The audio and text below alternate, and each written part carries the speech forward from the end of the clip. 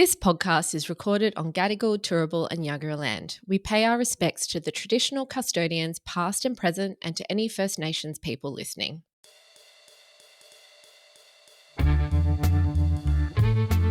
Hello and welcome to the Brand Odyssey podcast with me, Kylie Hannaford. And me, Miranda L. Atom. And today is our final episode of season 3. Woo, wow, I can't believe we got here. You know what? Neither can I. I have a very cool make story for you. I think it might be our coolest make story. Oh, I'm intrigued. I'm glad we're ending on such a positive note for the end of the season, that we're not finishing with a break. We've got a cool make story. Yeah, it's a bit left field. Excellent. But first, shall we dive into our personal makes and breaks? So we've given each other the heads up that there might be a double break again. Maybe the breaks are just more fun to talk about. They always are, but mine was actually a make, but then something happened to me literally just setting up for this that made it Look, it's not the end of the world break. Should I just launch in? Go on. I'm in my spare room today. Sometimes I record in another room when the house is busy, and I go and I grab a little table. You will guess this, where it's going soon. So I go and grab a table from the garage. What do you think happened when I got this table into the room from the garage? It broke? No, it had 2 giant spiders on it. Oh. But they have been identified now officially as daddy long legs, which makes not as horrifying. But they were the juiciest, 2 of them. Juicy daddy long Juicy to the point where I took a photo of one and so this is what's happened, is I see 2 of them and they're on the run straight away. They're disturbed and they're not happy. One I've caught in a little container because I'm going to get it identified by my dad and also show Gus, my 3-year-old who loves bugs. The other one escaped and it was just so fast moving. I was trying to get it. It got into their little open toy box in this room. And so I was like, okay, I'm going to squash it. Is that bad? You're not happy about that? I'm not happy about that. Well, I didn't succeed. But there was a bit of a moment where I was like, I got it. Intent to kill. I felt like it might be, I didn't know what it was. It could be poisonous. Anyway. Okay, fair enough. So this is before it had been identified as a juicy daddy long legs. Yes.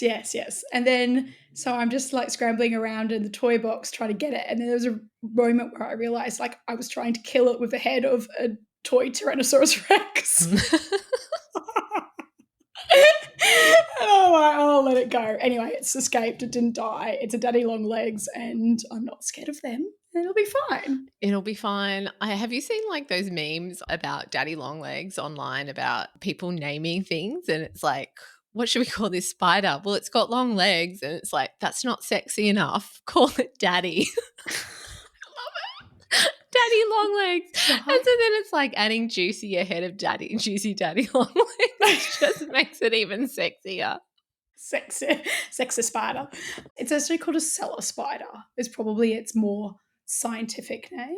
Okay. And the people have renamed it the freaks, the daddy long legs. Daddy long legs. That was my break. I feel like that moment overrode anything good that's happened to me over the last month. How about you, Kylie? What you got? So mine is a couple of weeks old. I went to a Halloween party at the end of October, obviously. Fun. Very fun. And I don't know if anyone saw on our Instagram, but I printed out a sign that said, I'm Comic Sans asshole in Comic Sans. And I was just going to stick it to my back. I saw and I was very proud. I was ingenious, thrifty. I like the creative. If you can nail a creative but low input Halloween outfit, that is the peak. Yes, exactly. But in the end, I decided to make a little bit more effort because the theme was 28 gays later. So I felt like it wasn't on theme enough. No, it's not on theme. Yeah. It's like you would have turned up at the Met Gala and just been, looking great, but not on theme. Yeah. So I decided to go as Chapel Roan, but I was trying really hard this year not to buy 1,000 things that you end up just having to store somewhere. So I was like, I'm not spending any money on this. Luckily, I do have a little dress up box that I can go into and tinker around with. And I'm pretty good at makeup. So I thought I'm going to go as chaperone. I can do the makeup. I'll figure out a crazy costume. Where I was the most tempted was the hair. I really wanted to buy a big red wig, but I was just like, I'm not doing it. I'm not doing it. Also, wigs are uncomfortable. You get stuck with it. You got this red wig. Yeah, I understand. Yeah, exactly. So last minute, I was like, you know what? It's fine. It doesn't matter. No one's going to care. But then, of course, my perfectionism came out last minute. I go via Priceline and I buy this hair dye that's called One Night Only. And it's not going where you think it's going to go. It didn't dye my hair permanently. That's what you think it's going to do. Yeah. But it was like this kind of bright orangey red paste. And I was like, this is weird. But by the instructions, it sounded like you would just like put this kind of dye in and it would dye your hair for one night. I've seen sprays. I've never heard. Yeah, I've used a spray before. So that's what I was ideally looking for, but they didn't have anything. So I'm like getting ready, done the makeup, and then I'm like putting this like paste in my hair and I'm thinking this does not feel right, but I'm like just go all in, Kylie. Commit. So I put this paste in. I was like, oh, maybe if I dry it and then brush it out. My God, this stuff, no one buy it. A community service announcement. It's called One Night Only. It is terrible.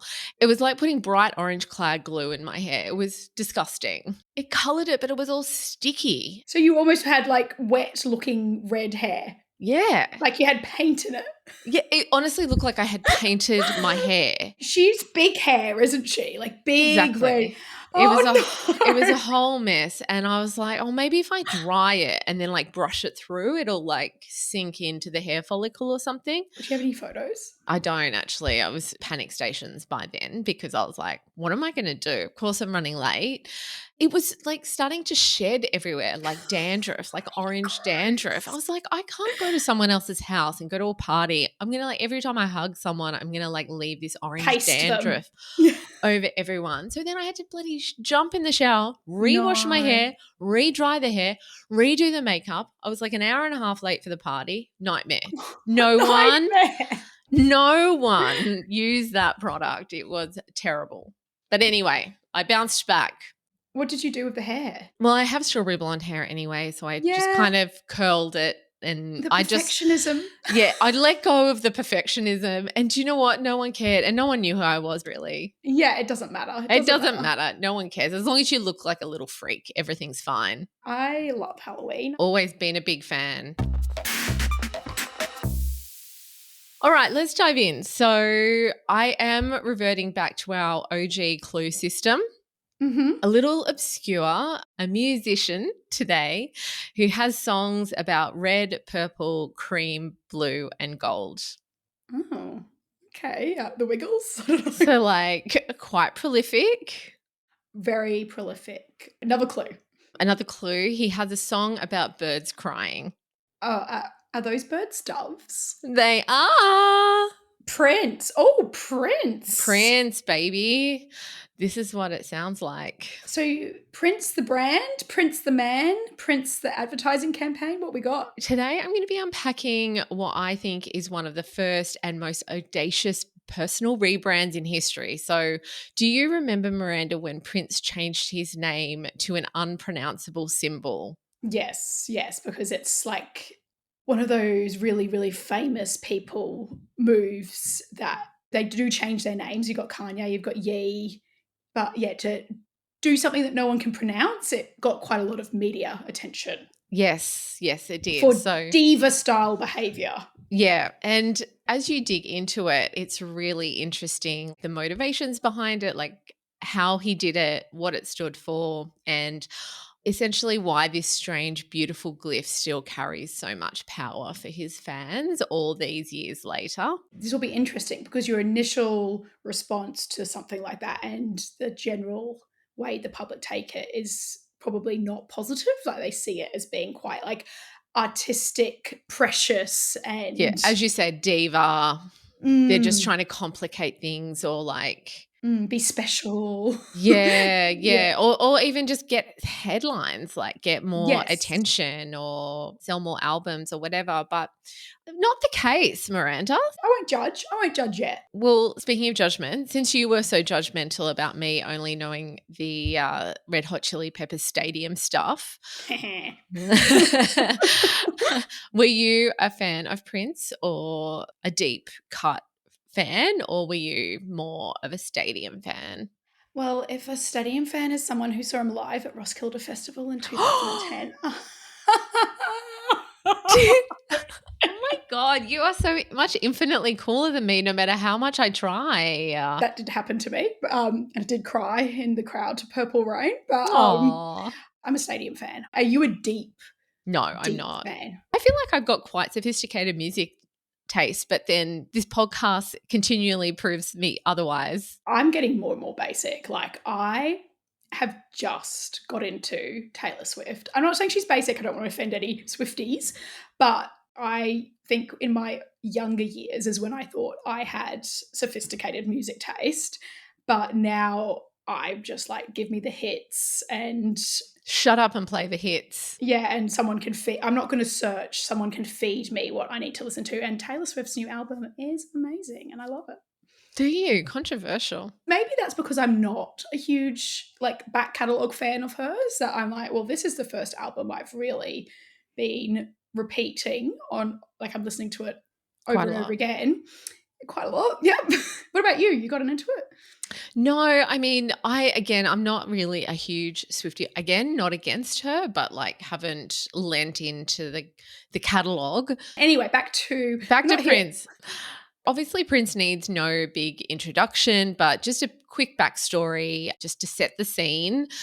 Prince came in super hot to the music scene. He was obviously a musical genius, and record producers and labels could see that the second that they heard his demo and learnt that he was literally doing it all. So he did all the writing, composing, he played all the instruments, was doing these insane guitar solos, doing all the vocals, essentially like creating completely new genres of music by mixing different things that have been done. So he was a real game changer. And so he signs his first record deal in 1977 when he was just 19. Can you imagine? And it's amazing a 19-year-old can do everything you just said. Yes, incredible. He signed with Warner Brothers and for a 3-album deal worth over $1 million, which in today's economy is $5 million. And in addition to this, it was right from the start, Prince insisted that he, produce himself and that he has the publishing rights to his music. Pretty unheard of for a new artist at the time. So these were wins, but however, crucially to this story, the terms of Prince's record deal meant that Warner Brothers owned his name and the masters to his music, which was pretty standard practice across the industry. So have you heard about what a master is? Speaking of Taylor Swift. Yeah, I think that's the only reason. Let's be real, that's why I know. Yeah, Taylor Swift re-recording all of her music because she wants to own the masters of her work and she can't buy them back. They won't sell them to her. So she's re-recording all the masters and calling it Taylor's version.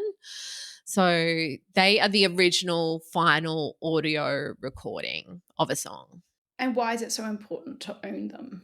Then they have the rights to like sell that off to a Commonwealth Bank commercial or a Christmas commercial, or They can make the call. yes, they own the song. They make the call on. So publishing rights is like you own the lyrics, you own the music, but you don't own the song.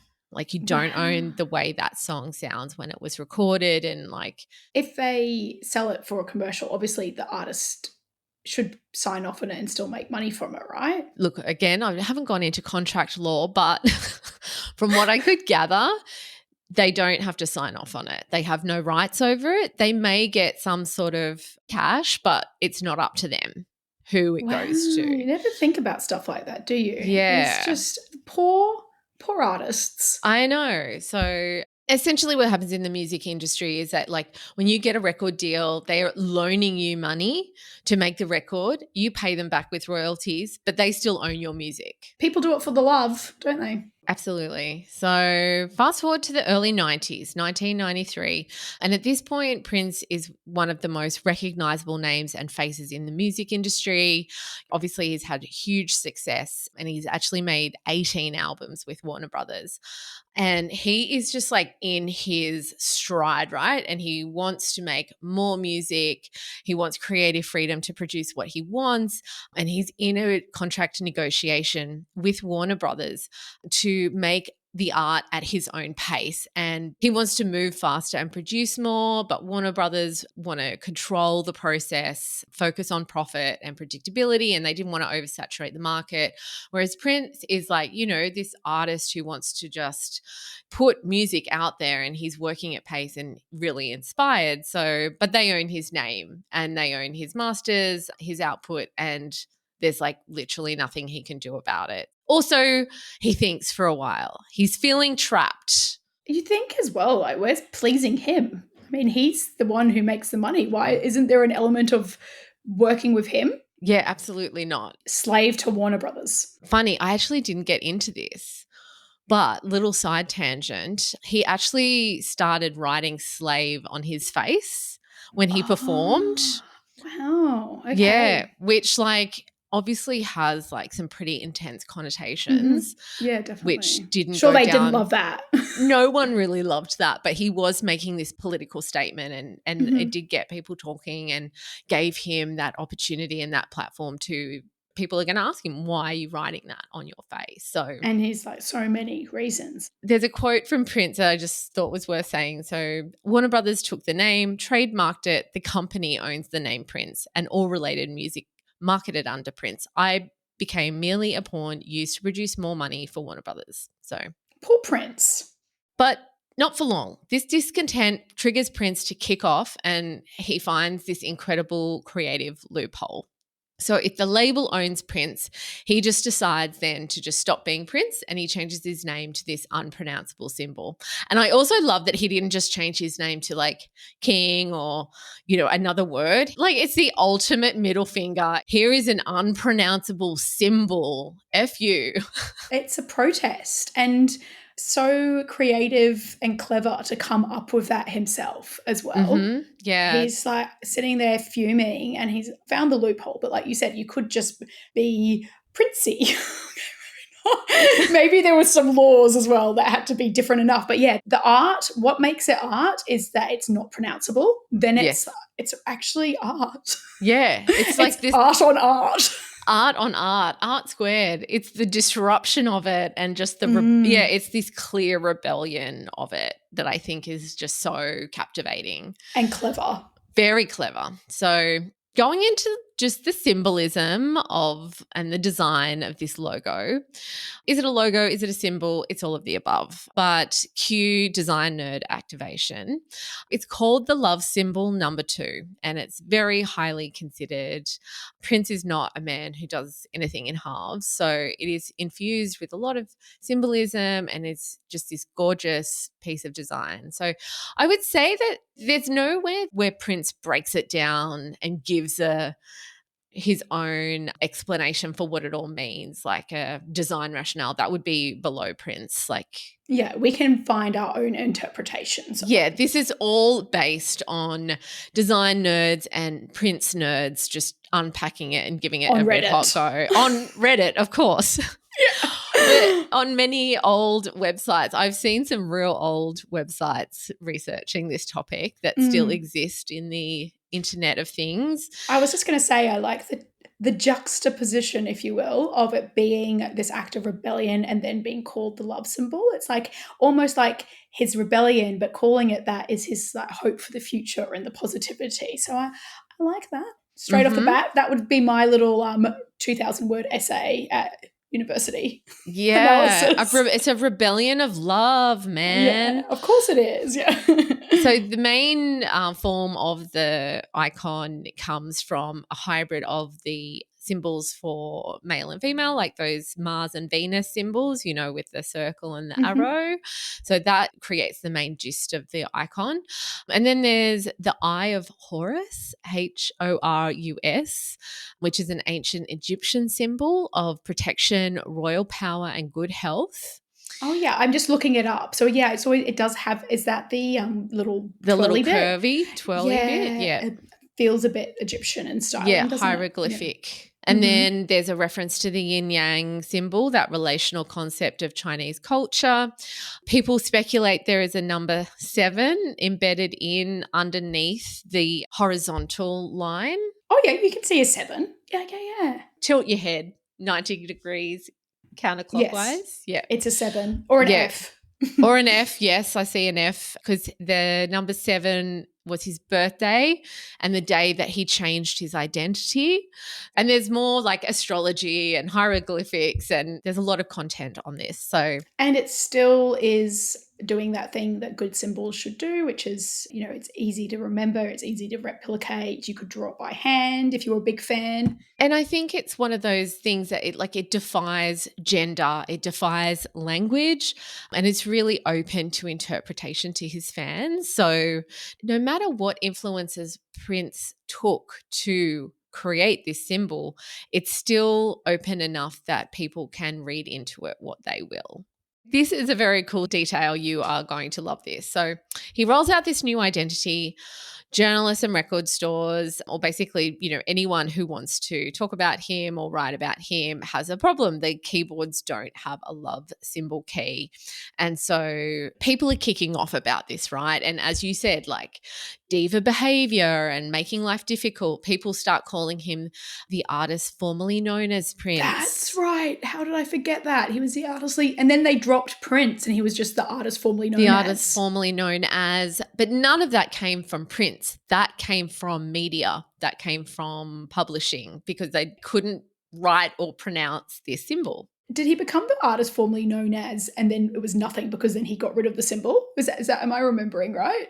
And then it was like, because you can't say the symbol, he was just the artist formerly known as? I don't know. This is getting very meta. It could be. Maybe I'll do a little part 2. What I do know is that he did not like this, because what he did to fix this is that he literally physically sent out floppy disks, 3.5-inch floppy disks. Oh, publishing. And what's this, like 1993? Even 93, like there was whole magazines that were using floppy disks to survive. Mm-hmm. So he sends it out to publishers, and it's a custom font file with one symbol on it, the love symbol, and it replaced a capital P. I mean, the man is efficient and he's resourceful. He's responding to emerging technologies of desktop publishing. The man is switched on. I do love that little fact. A little floppy disk with just one font on it, just so that he gets stopped calling the artist formerly known as. That's very of the era. Isn't it just? So the disc came with this short note that said, install this font so you can type my name correctly, which almost feels like it should say, like, you idiot at the end of it. Yeah.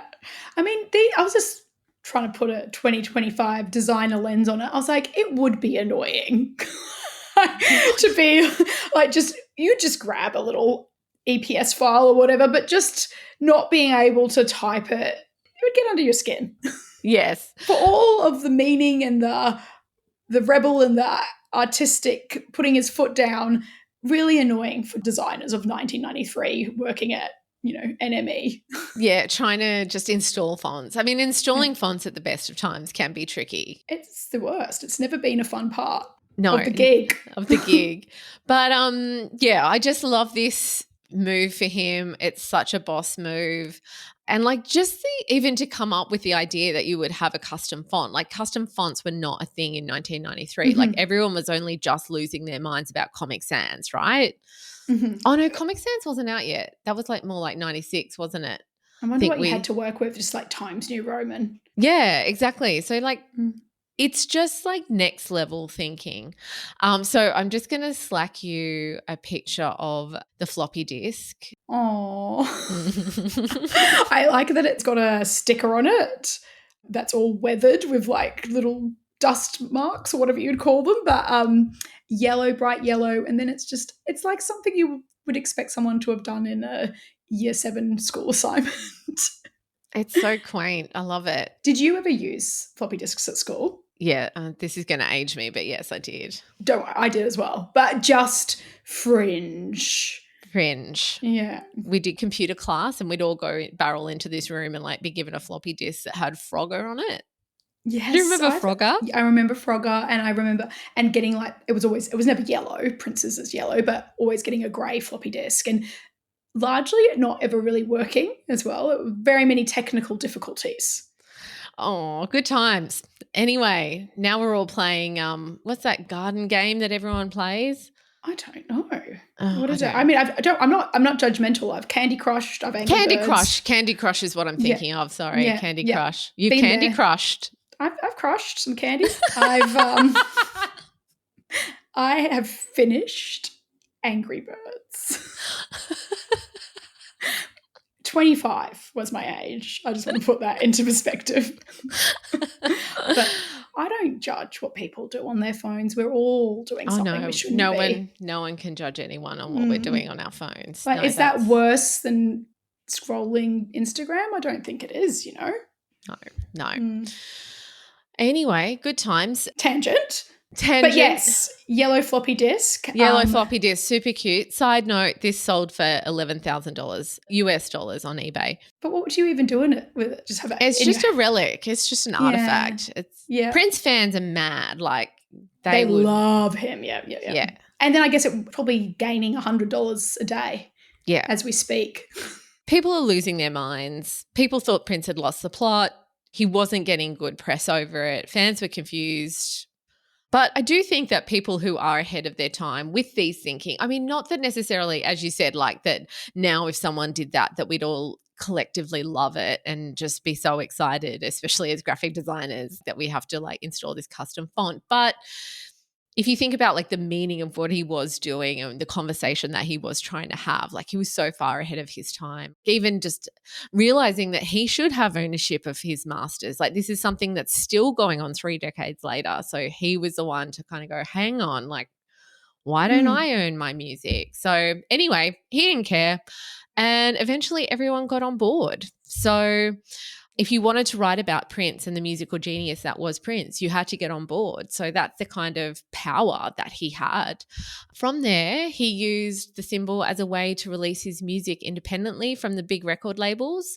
He did contractually have to release a few more records for Warner Brothers in those following years, but they're said to be the worst in his collection. So he protest. Yeah, another protest. He actually, on one of them called Chaos and Disorder, he writes on the inside of the artwork sleeve, this is a contractual obligation. Like he's that blatant about it. I mean, it's still Prince, so I think it's still good. Like it's still reviewed as by fans, like fans still like it, but it's just like it didn't hit it big like his more popular music. So then he does this for 7 years, and then he actually reclaimed the name Prince when that record deal expired. And so he went back to being Prince, but that symbol did stick with him. And to this day, people are still really attached to this symbol.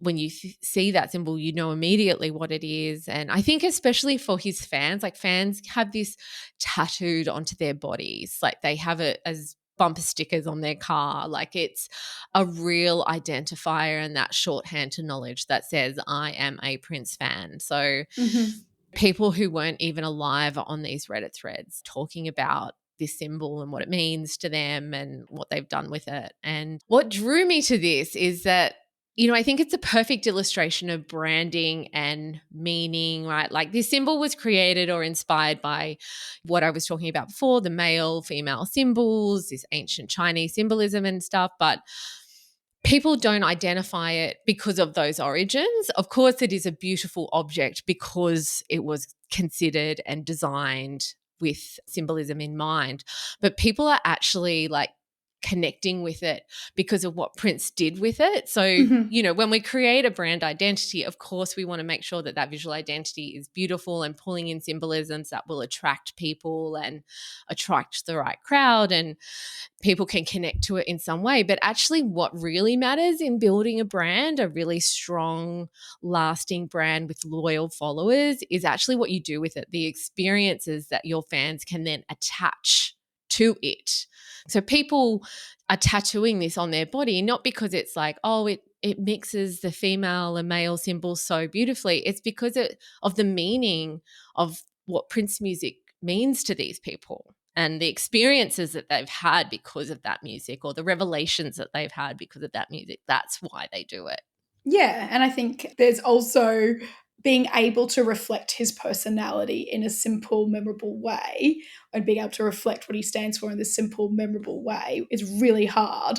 But if you achieve that and you do it successfully, then that's when, to use a buzzword, it feels authentic, and that's how people can connect with it. There is thought behind it. It's not just like, okay, well, let's make a simple symbol that people will remember. Is this deep rationale that has actually been. That's true. That's true. Yeah, no, I would definitely take that. It is a cool symbol in and of itself, and we know it's going to be cool because Prince it's Prince, right? A mixture of all those things, but I do agree with you as well. It's like the lived expression of it becomes loved, it becomes iconic in the world, and it has a deeper meaning. But yeah, I do find that with logo design as something that we do is like, one of the trickiest things is finding how to embed all those amazing ingredients of whatever a business is or whatever a person is, how to distill that into like this such a simple yet still filled with meaning symbol. It is not easy. So anyway, I just really love this story for many reasons. Obviously, that branding aspect of it, the personal brand. Obviously, I love that he sent out the floppy disk, but even getting amongst those kind of emerging technologies and knowing what's happening in the landscape, but just that creative problem solving and finding that loophole and changing the industry through this move. Like, he found this loophole, he hacked an entire corporate system through this creative thinking, and just having the guts to do it and taking the hit on his reputation. And because he lived with that for a long time, people thinking he was just like this total diva. I'm so glad you brought me this story, and I now know, like, it's changed my perspective on him quite a lot, to be honest, to know that, like you said, so brave and so using art to be brave. Yeah. It's really powerful. I really love that. Yeah, I think, and he started that conversation about the ownership of masters that, these artists are still having today. And so he's really created this meaningful conversation and legacy, and this is what it sounds like when the doves cry. Amazing. That's probably my favorite one of his, actually, because of Romeo and Juliet. Yes, exactly. Oh, what a time. What a time. What a time. I was also thinking, I think I want to design myself a symbol now, a Miranda L. Atom symbol, the designer formerly known as. Maybe I'll create a symbol for you for Christmas. Pop it on a T-shirt. I would love that. Okay, I'm going to do that. I'm going to set myself a challenge. Okay, maybe we'll do one for each other, a personal symbol. Okay. And then rate it, or that could get... Well, I think the rating system is just 10 out of 10. 10 out of 10, yeah. Okay, we'll go with that. All right. Well, that is it for today and for season 3. And we just want to thank each and every one of you for listening. We are so grateful for every listen that we get. So thank you for following along. We had such fun creating this season. We think it's our best one yet. So we can't wait to see what will happen next for Brand Odyssey in season 4. Oh my God. So we would love to hear from you if you would like to work with us, or if you have any thoughts, questions, feedbacks, or topics that you would like us to cover in season 4. We'd love to hear from you. So all the ways that you can get in touch with us are in the show notes, or simply go to our website, 3blocks.com.au. And we'll see you in 2026. Thanks, everyone. Bye. Bye.